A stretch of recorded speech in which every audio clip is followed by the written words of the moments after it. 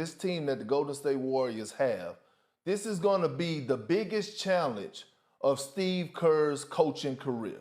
And I say that because, one, you alluded to talking about Draymond Green and him punching and supposedly knocking out Jordan Poole. So, okay, now you have to regain that trust, and now you have to get back that chemistry. But let's just think about everything else that's going on with that team at the moment.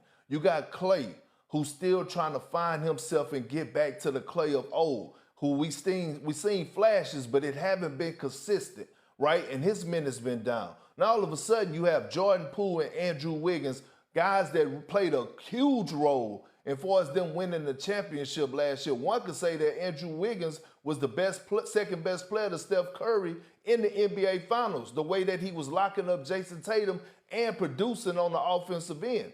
So now you have those two guys in particular, right, that got contract extensions, got huge deals, and now all of a sudden they come back off of winning their first championship. And let me tell you what happened with young guys like that. They know that they were part of the reason that they won.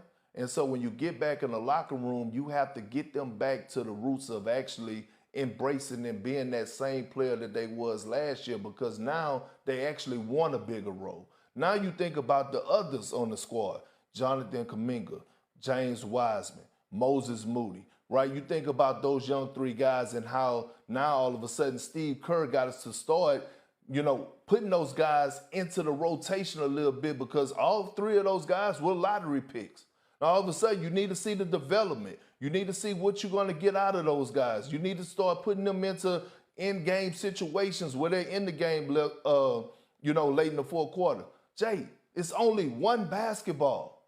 So at the end of the day, you only could get a certain amount of shots throughout the course of the game. Everybody's not going to be satisfied. So now Steve Kerr, he got to get on his best stuff.